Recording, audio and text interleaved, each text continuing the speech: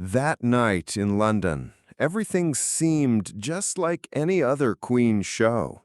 Wembley Stadium glittered under the stage lights. The 80,000-seat arena was packed to capacity, and Freddie Mercury, a celestial deity in a bright yellow jacket, stood center stage. Sweat droplets sparkled like diamonds under the spotlights. The crowd had already gone wild, their energy a roaring ocean of devotion. Radio Gaga and I Wanna Break Free had taken the energy to the heavens. Now, to create a more intimate atmosphere, he had begun the opening notes of Love of My Life at the grand piano when something in the crowd caught his eye. In the third row, fifth seat, sat a woman who was crying. But these weren't the familiar tears of joy that Freddie had seen for decades. This was something entirely different. Deep, silent tears filled with heartbreak.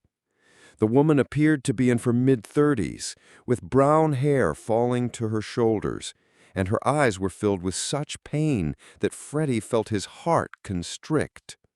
He paused in the middle of the second verse, his fingers hovering over the keys. He slowly pulled the microphone away from his lips and focused on that woman. The powerful stage spotlights were blinding him, but he could clearly feel the anguish radiating from her soul. Brian May continued playing his guitar, but when he noticed Freddie had stopped, he slowed down too. The 80,000 people in the arena were trying to understand why Freddie had stopped. They looked at each other curiously, whispering among themselves. "My darlings," Freddie said, his voice carrying through that powerful microphone to every corner of the arena, to every balcony.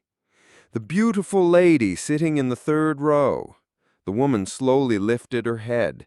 Her eyes were swollen, her makeup had run. Everyone around her turned to look at her with curiosity.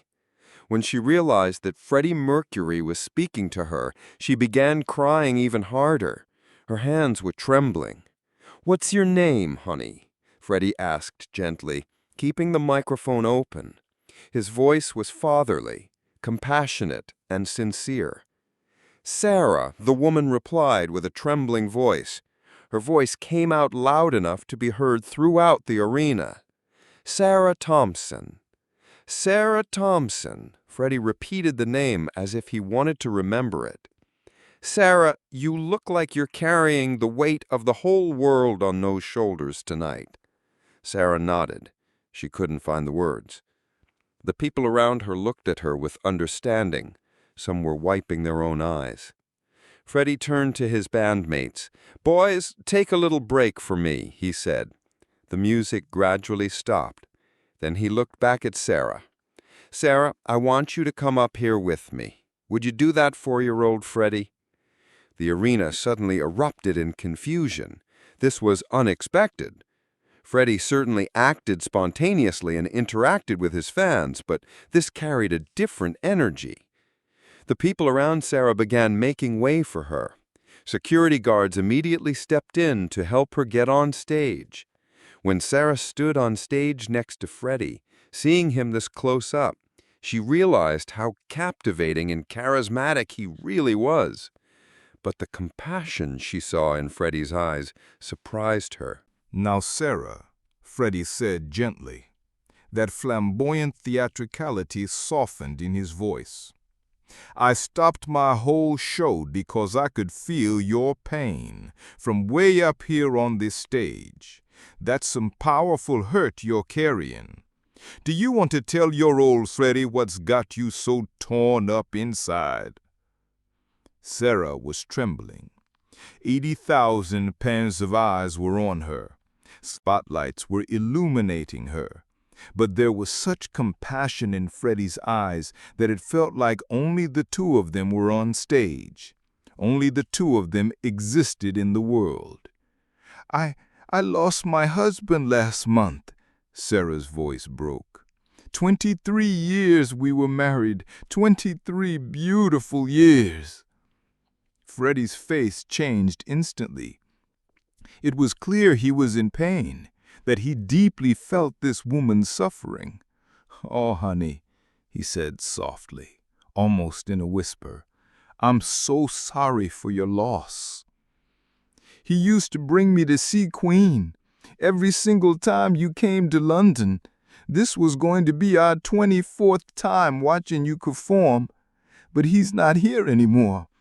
And I don't even know why I came tonight. I couldn't stay home." The arena became so quiet that even the air conditioning could be heard. Freddie took another step closer to Sarah. "Now, Sarah," Freddie said gently. That flamboyant theatricality softened in his voice. "I stopped my whole show because I could feel your pain from way up here on this stage. That's some powerful hurt you're carrying. Do you want to tell your old Freddie what's got you so torn up inside?" Now, Sarah was trembling. 80,000 pairs of eyes were on her. Spotlights were illuminating her. But there was such compassion in Freddie's eyes that it felt like only the two of them were on stage. Only the two of them existed in the world. I lost my husband last month," Sarah's voice broke. The microphone carried every word to the arena. 23 years we were married. 23 beautiful years. Freddie's face changed instantly. It was clear he was in pain, that he deeply felt this woman's suffering. "Oh, honey," he said softly, almost in a whisper, "I'm so sorry for your loss. He used to bring me to see Queen. Every single time you came to London, this was going to be our 24th time watching you perform. But he's not here anymore. And I don't even know why I came tonight. I couldn't stay home." The arena became so quiet that even the air conditioning could be heard. Freddie took another step closer to Sarah.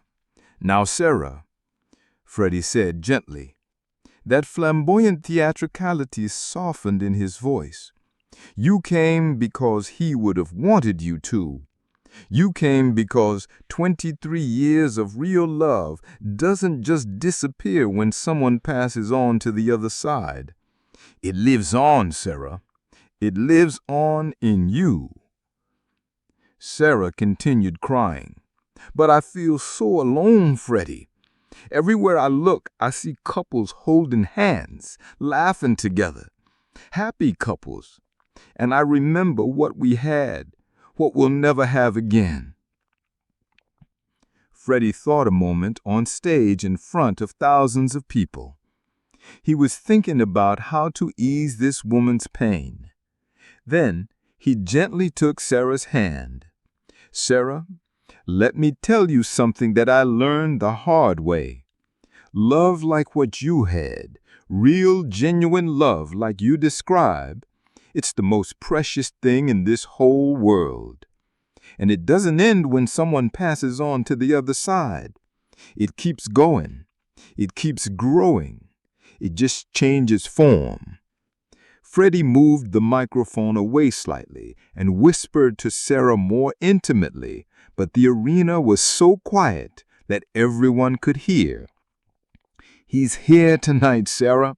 I guarantee you he's here, right now, watching you be brave enough to come to our show, watching you honor the love you shared." Sarah looked at Freddie, a spark of hope glittering in her eyes. "Do you really think so, Freddie? Do you think he can see me?" "I know so," Freddie replied with certainty. "And you know what else I think? I think he'd want us to sing his favorite song together." "What was his favorite song, Sarah?" "He loved Love of My Life. He used to sing it to me while we danced in our kitchen." "Well then," Freddie took the microphone back in his hand and looked at Brian May, "that's exactly what we're going to do. Brian, give us Love of My Life, real soft and gentle like. The guitar sound began to rise slowly.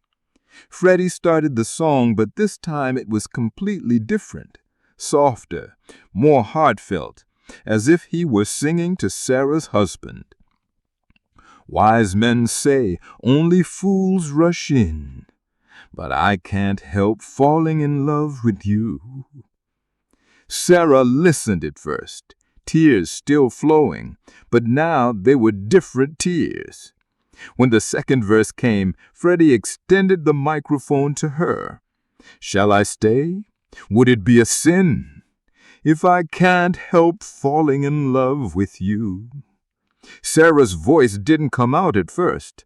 The crowd applauded encouragingly. In the third verse, almost in a whisper, but with all her heart, she began to sing, Take my hand, take my whole life too, for I can't help falling in love with you. When the song ended, all 80,000 people in the arena stood up and began applauding. But this wasn't a normal concert applause. This was respectful, emotional, heartfelt applause. Many people had tears in their eyes. Freddie gently hugged Sarah. You did beautiful, honey. Just beautiful. Your husband would be so proud of you right now. Sarah was crying, but this time these were tears of healing. Thank you, Freddie. Thank you for making me feel like he was here with us. He was here, Freddie said with certainty, and he always will be. Every single time you remember that love, every time you hear that song, every time you feel grateful for those 23 years. Before taking Sarah back to her seat, Freddie whispered something in her ear. Tomorrow morning, I want you to go to that special place y'all used to go together. You know the one. Sit there for a while, and instead of being sad about what's gone, I want you to be grateful for what was. Don't run from those memories, Sarah. Live in them. Celebrate them. Sarah nodded with a genuine smile. I will, Freddie. I promise I will. Freddie returned to center stage and looked at the crowd. Ladies and gentlemen, he said, his voice carrying deep wisdom. Tonight, we all learned something real important. We learned that love, true love, never really dies. It just changes form. It becomes memories. It becomes gratitude. It becomes the strength to keep going. The rest of that night was filled with a completely different energy. Freddie sang every song as if dedicating it to Sarah's husband, to everyone that night, to lost loved ones. Each melody carried extra weight. Each lyric seemed to speak directly to hearts that had known loss. Sarah no longer cried. She listened, smiled, applauded, and sometimes sang along, her voice joining thousands of others in a chorus of healing. When the concert ended, before leaving the stage, Freddie came down to Sarah. The crowd watched in respectful silence as their icon knelt beside the woman who had changed the entire evening. How you feeling now, honey? So much better. The light of life had returned to her eyes. Much, much better. It's like I can feel him smiling down at us. That's because he is. And Sarah, I want you to promise me something. Anything, Freddie. I want you to come back next time Queen is in town. But this time, I want you to bring someone new with you. Someone else who's hurting. Someone who needs to remember what love looks like, what hope feels like. Sarah nodded determinedly. I will, Freddie. I promise I will. Freddie gently squeezed her shoulders. his touch conveying the strength she would need for the journey ahead. And remember, Sarah, when the pain gets too heavy, when the loneliness tries to swallow you whole, you put on that song. You close your eyes and you remember tonight. You remember that love is stronger than death, stronger than time, stronger than anything this world can throw at us. I will, Sarah repeated. This time her voice was stronger, filled with newfound purpose. I promise I'll remember. As Freddie returned to the stage for his final bow, he knew he would never forget that night. This wasn't just a concert anymore. This had become a reminder of music's true power, of his responsibility as an artist to heal, not just entertain. He had relearned what it meant to touch people's hearts, to offer hope in the darkest moments. 3 months later, when Queen was performing in London again, Sarah sat in the 3rd row, 5th seat. But this time, she wasn't alone. Next to her sat an elderly woman, her neighbor, Betty Morrison. Betty had also lost her husband 6 months earlier, and Sarah had told her about that night, about how Freddie had healed her heart, how he had given her hope back. She hadn't believed it at first. Singers just sing, she had said dismissively. They don't heal people. That's just fantasy. But when she saw the light in Sarah's eyes, when she noticed how fundamentally she had changed, when she witnessed Sarah's transformation from a broken widow to a woman helping others through their grief, she decided to maybe give it a chance. When Freddie came on stage that night, he immediately noticed Sarah and smiled, nodding and greeting. Sarah smiled back in response, her face radiant with peace. She wasn't crying anymore. She was telling Betty something, probably about Freddie, about that magical night 3 months earlier. There was curiosity in Betty's eyes, and despite her skepticism, a little hope, too. That night when Freddie sang Love of My Life, Sarah and Betty sang together. And everyone in the arena understood that music wasn't just entertainment.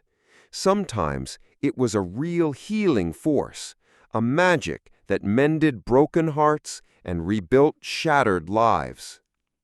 After that night, Sarah continued coming to every Queen concert in London. Each time she brought someone different with her, people who were suffering, who were alone, who had lost their loved ones, who had fallen into despair. First, she had brought Betty. Then Margaret, the building manager's sister, who had recently lost her mother to cancer. Then came Lisa, a young mother from the neighboring area whose husband had died in a car accident, leaving her alone with 2 small children and crushing debt. Each time, Freddie noticed them and took special care of them. Sometimes he spoke directly to them from the stage. Sometimes he just made meaningful eye contact that somehow conveyed understanding. Sometimes he extended his microphone to them, inviting them to be part of the healing. But he always shared that healing energy, that sense that pain could be transformed into purpose. It was as if Sarah had opened a door that night, and Freddie had walked through it to begin practicing medicine for hearts. The transformation was so profound that his entire approach to performing changed. Years later, Sarah would tell people that Freddie Mercury didn't just save her that night. He taught her that grief wasn't something to run from, but something to transform. He showed her that love could be a bridge between the living and the dead, between sorrow and joy, between despair and hope. That night, Freddie taught me the real power of music, Sarah would say whenever she shared her story. Music isn't just entertainment, it's a healing tool. Not just listening, but remembering. Not just songs, but hope. Not just performance, but connection. After that experience, Sarah herself began helping others in her community. She cared for lonely elderly people in the neighborhood, supported people in mourning, organized support groups for widows and widowers. She became known throughout London as the woman who could help you through the darkest night of your soul. "I'd do for others what Freddie did for me," she would say when people thanked her for her work. "I transform pain into love.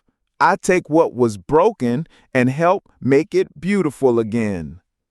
The staff at Wembley Stadium would say that Freddie changed after that night too. He had become more attentive to his audiences, more aware of the individual stories hidden in the crowd. At every concert, he would scan the faces, looking for someone in pain, someone who needed what only music could provide. And when he found them, he knew exactly what to do. Stagehands would tell stories. Freddie started asking us before going on stage, "Is there anyone with a special situation today?" Sometimes he would learn about someone in pain from a ticket reservation, sometimes from what a security guard told him. He wanted to know who in his audience might need extra attention. Security guards had also witnessed this change. Freddie used to focus only on his performance, making sure everything went according to plan. Now, he examines the crowd before concerts, tries to notice special situations. He's always looking for that person who needs help. Even roadies had noticed the difference. Now, when we adjust the stage lights, he tells us, "I need to be able to see the crowd better. I need to be able to connect with them," because he wants to find those who need healing. Because Freddie had learned that night that music wasn't just melody and rhythm, it was a real force that healed people, bandaged emotional wounds, brought broken hearts together, turned despair into hope. And this force made him not just an entertainer, but truly a healer. Freddie now planned his concerts differently. He always reserved a special place for Love of My Life in his set list because he knew that certain melodies weren't just entertainment, but healing tools. He had also talked extensively to his band members about this new approach. "If I call someone on stage, give them time. Don't rush the moment. This isn't just a show anymore. It's treatment. It's therapy. It's a kind of church." Brian May especially paid attention to Freddie's signals. He could understand with just the look when an emotional moment needed to be prepared, when the music needed to slow down, when space needed to be created for healing. Sarah's story became a legend in London, spreading far beyond Wembley Stadium. Staff would proudly tell newcomers about the night that changed everything. Freddie doesn't just sing here. Sometimes he creates real miracles. He changes people's lives. Maria, who worked at the stadium reception, loved telling this story to guests. There was a woman named Sarah Thompson. She had lost her husband, was drowning in despair, but after that night, she completely changed. Now she helps other people find their way through grief. Even bartenders throughout the city knew this story. Sometimes customers come in sad, broken by loss. We tell them Sarah's story. We tell them how music can heal, how one moment of genuine human connection can change everything. Even parking valets had heard the tale. People come here crying, mourning, barely able to function. We tell them about Freddie's special night, about how he turned one woman's tears into a mission of healing. This story had spread so much that even staff at other stadiums in London knew it. Stage technicians, musicians, even other artists were talking about that moment Freddie experienced with Sarah. It had become part of London folklore. Freddie stopped being just a singer that night. said a renowned music critic who had witnessed the transformation. He became truly a healer. He discovered that his real gift wasn't just his voice, but his ability to see into people's souls and offer them exactly what they needed. And indeed, it was so. Every concert night, looking at that third row at Sarah's old seat, Freddie remembered the true power of music, not just to entertain, but to heal, not just to make people listen, but to bring back hope, not just to perform, but to touch hearts in ways that could literally save lives. Freddie now looked at that seat at every concert, remembering Sarah's state that first night, broken, lost, drowning in despair. Then he would cast his eyes over the crowd, looking for someone else in pain, someone else who needed what only music and genuine human compassion could provide. Because he had learned that in every crowd there was definitely a Sarah. At every concert there was definitely someone who needed healing, someone whose life could be changed by a moment of authentic connection. Band members had also noticed this fundamental change in how Freddie approached his craft. Drummer Roger Taylor would tell interviewers, "Freddie now scans the crowd with his eyes while singing. He used to focus only on his performance, on hitting every note perfectly. Now he actually sees people. He's looking for souls that need touching." That London night, Freddie Mercury stopped being just an entertainer. He became truly a healer. Sarah Thompson stopped being just a widow. She became living proof that real love never dies. It just finds new ways to shine, new ways to serve, new ways to transform pain into purpose. Freddie, after that night, asked himself the same question at every concert. Who can I heal today? Who in this crowd needs to know they're not alone? And each time there was definitely someone waiting for him, because that was the real power of music. Not just to entertain, but to heal. Not just to make people listen, but to give hope. Not just to sing songs, but to touch hearts. Remember to like, comment, and subscribe to our channel for more untold stories about Freddie Mercury and Queen.